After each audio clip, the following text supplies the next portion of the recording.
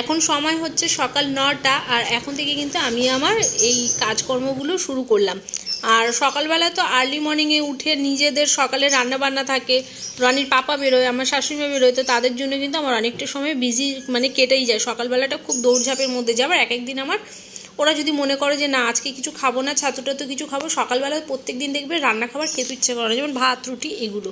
এক একদিন মনে হয় কিছু লাইট খাবার খাই, তো তখন আবার আমাকে সেই প্রেশারগুলো নিতে হয় না। কিন্তু আজকে আমি সেই সব কাজকর্মগুলো করে রান্নাঘরের কিছুটা কাজ গুছিয়ে তারপরে চলে এসেছি। এখন আমি ঘরটা ঝাড় দেবো, বাসি ঘর ঝাড় দেবো। আর সকালবেলা তোমরা হয়তো ভাবতে পারো যে তুমি সকালবেলা বাসি ঘর ঝাড় না দিয়ে না মুছে রান্নাবান্না করো। না গো, সত্যি বলছি, সকালবেলায় যদি আমি এইসবের দিকে যাই না, আমার প্রায় 1 থেকে 1.5 ঘন্টা চলে যায়। আমি ওই বিছানা ঝেড়ে তারপরে হচ্ছে কিন্তু তোমরা সবসময় দেখবে আমি কিন্তু ওই ঘর ঝাড় দেওয়া, ঘর মোছা এই কাজগুলো করে থাকি। আগে যদি আমি বিছানাটা ঝাড়ার আগে যদি ঘরটা ঝাড় দিই, ঘর মুছি না, আমার জন্য ওই বিছানা ঝাড়ার পরে যে কিছু ধুলোর নোংরা থাকে তো সেগুলো মানে ফ্লোরে পড়লে খুব দেখতেও খারাপ লাগে। আর ফ্লোরটা যেহেতু দেখতেই পাচ্ছ মানে একদম সাদা, তো দেখতে কিন্তু খুবই খারাপ লাগে। তার জন্য চেষ্টা করি কি জানো তো, সব ডাস্টিং করে বিছানা টিছানা ঝেড়ে তারপরে ঘরদোরগুলো মোছার। আর এইভাবে প্রত্যেক দিন করে করে অভ্যাস হয়ে গেছে তো, অন্যরকমভাবে কাজ করলে নিজের মনে নিজে শান্তি পাই না। তো আমার এদিকের ঘর কিন্তু মোছা হয়ে গেল, মানে এদিকের মানে ব্যালকনির দিকের যে ঘরটা আমার আছে সেই ঘরটা মোছা হয়ে গেছে। এবার আমি এই ঘরটা এসেছি, এই ঘরটাকেও মুছে দিচ্ছি। আর খুব সুন্দর রোদ উঠেছে সকালবেলায়, কিন্তু একদম রোদ দেখাই যাচ্ছিল না, আর এখন কিন্তু বেশ ভালো চড়া রোদ উঠেছে দেখতে পাচ্ছি। তো যাই হোক, ভালোই হলো, রোদ একটু না উঠলে হয়ও না। আর কি তো প্রচণ্ড বৃষ্টি আগের দিন, তো মানে দুপুরবেলা তখন 11টা সাড়ে 11টা বাজে, পুরো মনে হলো অন্ধকার, অন্ধকারে পুরো একদম আকাশ মনে হয় পুরো বিকাল হয়ে গেছে। কেউ বলছিল মানে ভাবতেই পারবে না যে এটা সে দিনের বেলা। আর তারপরের থেকে কিন্তু বেশ ভালো ওয়েদারটাও ঠান্ডা ঠান্ডা হয়ে গেছিলো সেদিন। তা আমি তো ভাবলাম এই হয়তো এই কম্বল টম্বল সবাই ছেড়েছি, আবার মনে হয় এখনই না আবার নামিয়ে গায়েটায় দিতে হয়। আসলে জানো তো, শীতের দিনের কাঁথা আর বৃষ্টির ছাতা এই হচ্ছে মানুষের কিন্তু অতি প্রয়োজনীয় একটা জিনিস।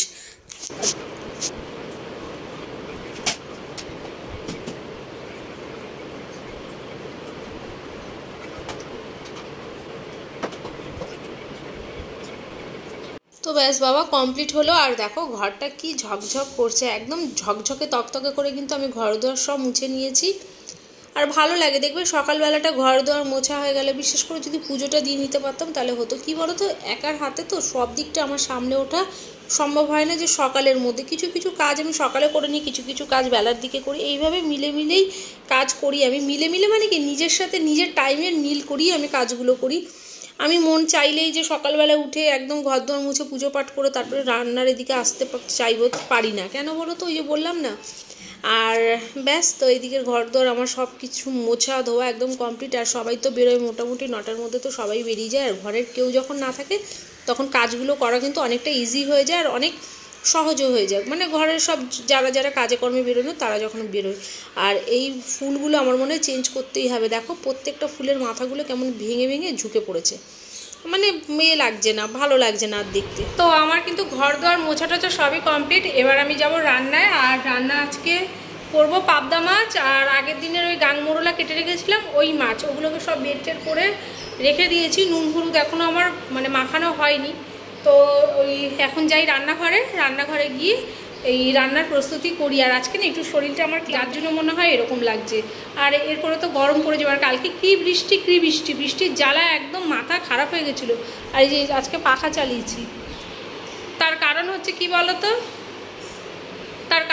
কি বলতো, পাখা না চালালে এই যে মেঝেটা এক্ষুনি মুছলাম তো, এ না হলে শোকাবে না। আর মানে ভেজা মেঝেতে পা দিলে কিন্তু অনেকটাই দেখবে ঘর দুয়ার বেশি নোংরা নোংরা লাগে, তখন ওই পা পড়লে মনে হবে তেলকাশটা এরকম।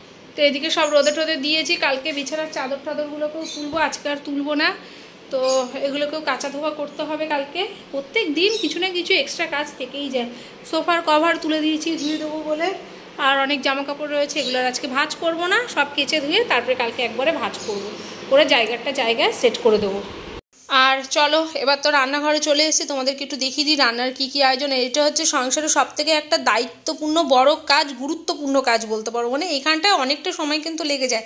দেখবে ব্লগেও অনেক কাজগুলো দেখিয়ে দিই যেন 5-7 মিনিটে হয়ে যায়, কিন্তু রান্নার কাজটা দেখবে যেমন রান্নাটা সময় সাপেক্ষ, কিচেন পরিষ্কার করাটাও একটা অনেকক্ষণ সময় লাগে, সেরকম কিন্তু ভিডিওতেও সেই বেশি সময়টাই লেগে যায়। আর 4 পিস পাবদা আমি আগের দিন রেখে দিয়েছিলাম, রনি নিয়ে এসেছিলো 9 পিস পাবদা। তো আমি তো একদিন গ্যাপে গ্যাপে ভিডিও দিই, তার মধ্যে আবার একটা দিন এক্সট্রা হয়ে গেছে। ওই দিনকারে আমি ওই 5 পিস পাবদা রান্না করেছিলাম। আর আমুদি না, বারবার আমি ভুল করছি, গাংমোরলা মাছটা রাখা ছিল। তো আজকে আমি গাংমোরলা মাছটাও রান্না করব। আর পাবদা 4 পিস ছিল, সেই 4টে পাবদাও আমি রান্না করে নেব। তো বেশি করে তেল দিয়েই ভাজছি, কারণ আমি সব মাছগুলোই ভাজবো, তো আর বারবার করে তেল দেবো না, একবারেই তেলে ভাজবো। তো মানে অনেক সময় না, অনেক ক্ষেত্রে মাছের তেল হয়তো পুড়ে যায় দেখবে। তো কী বলো তো, একটু ওই ছোটো ওভেনটার মধ্যে বসিয়ে যদি যে কোনো ভাজা পোড়া করা হয় না, তেলটাও পড়ে না, আর বেশ ভাজাটা খুব সুন্দর হয়, ভেতর থেকে হয় মাছ ভাজা। তো অনেকে আমি দেখেছি পাবদা মাছ না খুব বেশি ভাজে না, হালকা ভাজার, খুব নরম মাছ। তো কিন্তু কী বলো তো, আমরা না ইলিশ আর ওই চিংড়ি ছাড়া সব মাছই ভাজি, বেশ ভালো করেই আমি ভাজি, একদম মানে হালকা ভাজা খেতেই পারি না। আর আমি কেন, আমাদের ঘরের প্রত্যেকটা সদস্যই তাই, ওরা মানে প্রত্যেকে একটু কড়া ভাজাই খেতে ভালোবাসে। পাবদা মাছটা আমি বেশ কড়া করে ভাজি, আর তারপরে ফোটাই কম, মানে আমরা একটু কড়া জাতীয় ভাজা পোড়া খেতে ভালোবাসি এক কথায়।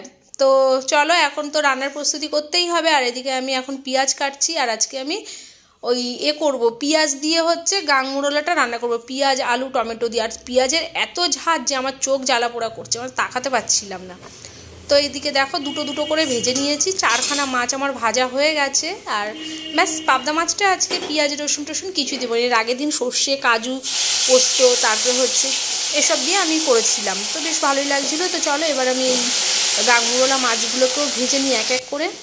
আর মাছটা ভাজতে তো বেশ ভালোই সময় লাগে। আর ছোট মাছ তো যে কোনো দেখবে ভালো লাগে চচ্চড়িতে, বেশ সিম, তারপরে এই যে শীতটা গেল, মূলো বেগুন আলু দিয়ে একটা চচ্চড়ি করলে, পেঁয়াজ কলি দিলেও কিন্তু বেশ বেশ স্বাদের লাগে। খুব দাম না হলেও কিন্তু মাছগুলো বেশ টেস্ট হয়।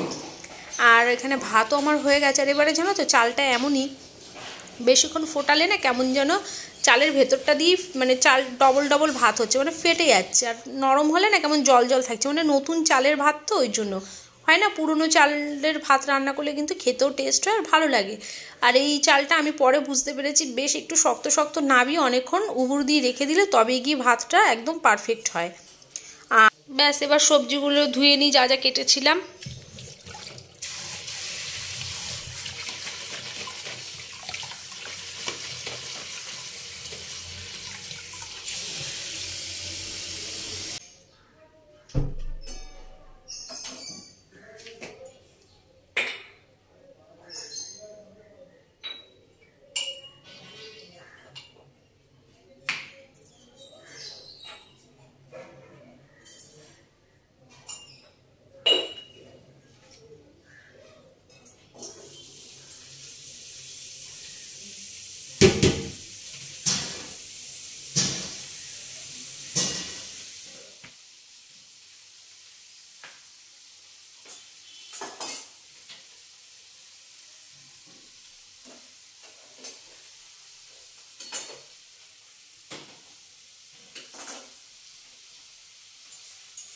আর ওই গ্যাসটা থেকে আমি পাল্টে কিন্তু এই মানে গ্যাস না, ওভেনটা থেকে পাল্টে আমি এই ওভেনটাতে রান্নাটা বসিয়ে দিলাম, চাপিয়ে দিলাম, তো একটু তাড়াতাড়ি হয়ে যাবে।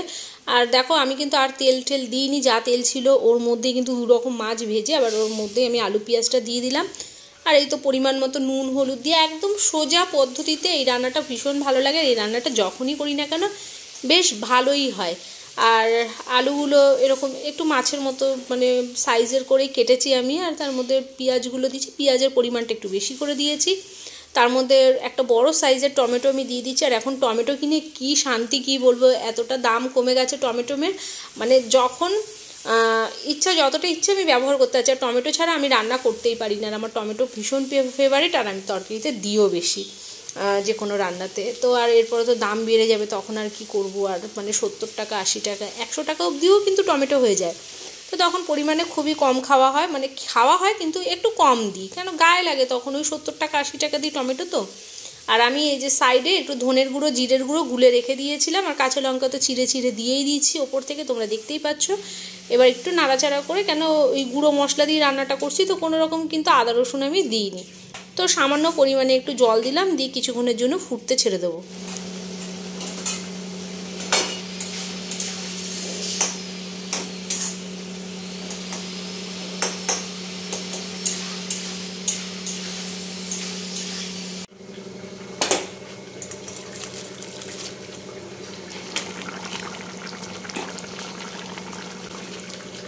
আর এই তো ব্যাস, আমার কিন্তু মাছের মানে চচ্চড়িটা আলু দিয়ে পেঁয়াজ দিয়ে চচ্চড়িটা ফুটে উঠেছে। এবার আমি মাছগুলোকে দিয়ে হালকা নাড়াচাড়া করে ফুটিয়ে রেখে তারপরে ওপর থেকে একটু ধনেপাতা ছিটিয়ে নামিয়ে নেবো। তো এদিকে দেখো আমি মাছ কিন্তু সব কটাই দিয়ে দিয়েছি। ব্যাস এবার একটুখানি ওই 2-5 মিনিটের মতো ফোটানোর ব্যাপার আছে। ফোটালে মাছটা একটু নরম হলে ব্যাস রেখে দেবো। আর আমরা কিন্তু মাছ খুব একটা নরম খাই না, আমি প্রথমেই বললাম যে আমরা একদম অল্প ফোটাই মাছের ঝোলে মাছ টাছ দিয়ে, মাছটা একটু কড়া ভাজা বা কড়াটাই আমাদের পছন্দ। তো চলো, ওদিকে আমার রান্নাবান্না হয়ে গেছে। এবার আরেকটা রান্নার প্রস্তুতি। কড়াইয়ের আমি আজকে মাজিনি কেন, ঝট করে আমি একটা কড়াইয়ের মধ্যেই কিন্তু দুটো রান্না করেছি, মানে ডবল কড়াই আমি বের করিনি। হ্যাঁ, মাজতে একটু কষ্ট হবে, কিন্তু সেটা খুব সহজে আমার কষ্ট হয় না, দেখে নেবে তোমরা, আমি তোমাদের সাথে সেটাও শেয়ার করব। আর ওদিকে টমেটো দিলাম, কালো জিরে ফোড়নে দিলাম, আর ব্যাস ওই জিরের গুঁড়ো লঙ্কার গুঁড়ো যেটা আমি গুলে রেখে দিয়েছিলাম, আদা রসুন কিছুই দিইনি। তো জিরের গুঁড়ো লঙ্কার গুঁড়ো দিয়ে ভালো করে একটুখানি নাড়িয়ে চাড়িয়ে নিলেই কিন্তু আমার রান্না হবে। আর ওই যে ব্যাস, আবার আমার কমন জিনিস সেটা হচ্ছে টমেটো ওপর থেকে দিয়ে দিলাম, কাঁচা লঙ্কাও কেটে দিয়ে দিয়েছি। তো তোমাদেরকে দেখাচ্ছি তারা, এই যে দেখো মশলাটা থিকনেসটা ঠিক এইভাবে হয়েছে আর এইরকম পরিমাণটা হয়েছে।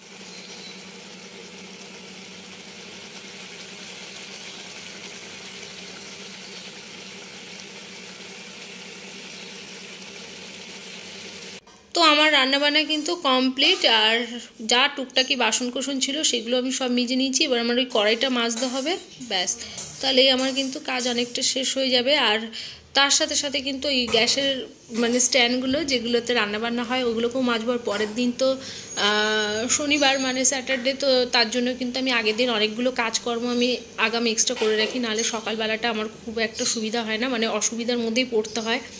তো এদিকে চলো, এখন আমি স্ট্যান্ডগুলোকে সব কটাকে বার করে নিচ্ছি। তো আগে আমি স্ট্যান্ডগুলোকে মাজবো, তারপরে আমি কড়াইটাকে মাজবো। আর কড়াইটাকে মাজার আগে আমি কিভাবে কি মাজি পুরোটাই আমি তোমাদের কাছে শেয়ার করব। তো ব্যাস, আর এই যে দেখো এদিকে সব নামিয়ে দিয়েছি। আর গ্যাস এখন মুছতে হবে, গ্যাসের অবস্থা খুবই খারাপ, আজকে রান্না করতে করতে মুছিনি। আর রান্নাটা আরেকবার তোমাদেরকে ভালো করে একটু দেখিয়ে দিই কাছ থেকে। তো এই যে আমার পাবদা মাছের কিন্তু একদম আদা রসুন ছাড়া রান্না কমপ্লিট। দেখো কোনোভাবেই কোনো কিছুতেই কিন্তু খেতে কোনো টেস্টের হেরফের লাগে না। হ্যাঁ, আদা দিলে একটু অন্যরকম একটা সেন্ট ছাড়ে তরকারিতে। আর এই যে আমার কিন্তু গাংমুরোলা আলু দিয়ে পেঁয়াজ দিয়ে চচ্চড়ি হয়ে গেছে, এর মধ্যে পেঁয়াজ কলি করলে আরও বেশি টেস্ট লাগে। তো এদিকে তো রান্না বান্না আমার সব হয়ে গেছে। আর বাসন কোসন অর্ধেকের বেশি মেজে নিয়েছিলাম। আর 3খানা গ্যাসের স্ট্যান্ড আমি নামিয়ে দিয়েছি, কেননা আগামী দিন স্যাটারডে আর নিরামিষ খাবো, তার জন্য আমি আগের দিন এই দুপুরবেলা রান্নাবান্না সেরে একটা স্ট্যান্ড রেখে দিই, যাতে রাত্রেবেলা তো রান্নাবান্না করতে গেলে কাজে লাগবে। আর 3টে মেজে রেখে দেবো, মানে যতটা পারি কাজ বাজ। রাত্রেবেলায় তো ব্যাস পুরো টোটালটাই মেজে ঘষে একদম পরিষ্কার করে ধুয়ে টুয়ে সব পরিষ্কার করে রেখে দিই। আর আমার না ইদানিং জানো তো মুখের মধ্যে এত র্যাশ ব্রণ বেরোচ্ছে, বুঝতে পারছি না কেন। এই এখানে চুলকাচ্ছে, এখানে বিড়বিড় করছে, আগে কিন্তু এরকম ছিল না। তো এখন মনে স্কিনটা পুরো সেন্সিটিভ হয়ে গেছে।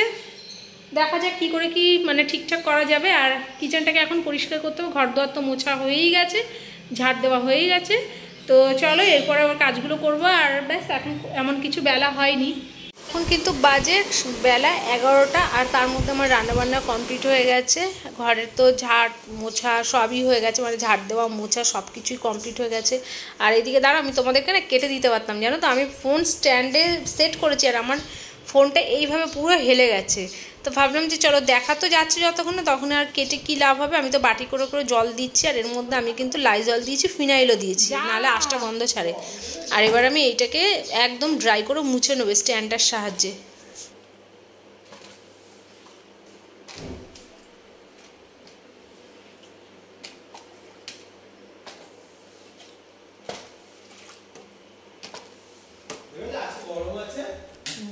তো গরম কেন, ওই গরম না,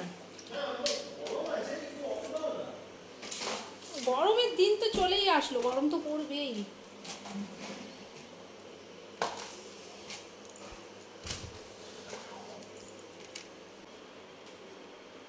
দেখতে পেলে তোমরা, আমি কিন্তু জল দিয়ে এইভাবে মাজি না, মানে মুছি। আর আমি কড়াইটাকে সাঁড়াশির সাহায্যে ধরেছি কেন জানো তো, আমি কড়াইটাতে লিকুইড যে আমাদের বাসন মাজি সেইটাকে দিয়ে আমি ওই মানে গরম করে নিয়েছিলাম কড়াইটা। দেখো কত সহজে উঠে গেল, কিন্তু একদম চকচক করে ছেড়ে যাবে।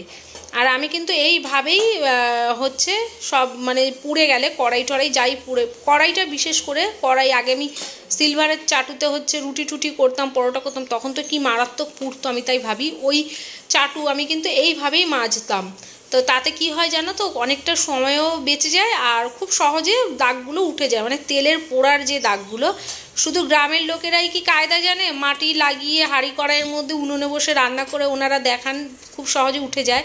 আর আমরাও কিন্তু জানি সব জায়গার জন্য কিছু না কিছু কিন্তু প্রস্তুতি সবারই নেওয়া থাকে। তো এদিকে দেখো আমি কিন্তু খুব সুন্দর করে একটু ডলাতেই উঠে গেছে, আর খুব সহজে উঠে যায়, ভালো করে একটু গরম করে নিতে হয়। আর তার সাথে সাথে আমি আজকে কিন্তু তোমাদেরকে শেয়ার করলাম আমার 9টা থেকে 11টার মধ্যে A to Z সমস্ত কাজ সকালের। তো চলো, আর কি ভিডিওটা তো মানে মোটামুটি হয়ে গেছে। আর আমি আজকে আমার শরীরটা ভালো নেই বলে আর বেশি আমি ভিডিও করিনি, আর একটু করলেও হতো, কিন্তু কাঁচা ধোয়াও ছিল এরপরে। কিন্তু আমার শরীরটা আজকে ভালো লাগছিল না, মানে খুব ক্লান্ত লাগছিল। জানি না ওয়েদারটার জন্য নাকি চেঞ্জ হচ্ছে, তার জন্য মাঝে মধ্যে শরীরটা এরকম লাগে। তো যাই হোক, আর এদিকে আমার কিন্তু সব মাজা ঘষা হয়ে গেছে। তোমাদেরকে আমি ভালো করে ধুয়ে একবার কড়াইটাকে দেখিয়ে দেবো যে কতটা, দেখো একদম ফকফকে হয়ে গেছে কিন্তু, আর খুব সহজেই হয়ে যায়, মানে বেশি মানে মাজা ডলাডলি করতেই হয় না। তো দেখো এই যে আমার কড়াই, আর অনেক দিন হয়েও গেছে, কড়াইটা পাতলা হয়ে গেছে বলে এত পুড়ে যাচ্ছে, আমাকে কড়াইগুলো চেঞ্জ করতে হবে। তো চলো এখন জায়গার জিনিস জায়গায় রেখে দিই। গ্যাসের স্ট্যান্ডগুলো আমার কিন্তু সব মাজা ঘষা হয়ে গেছে।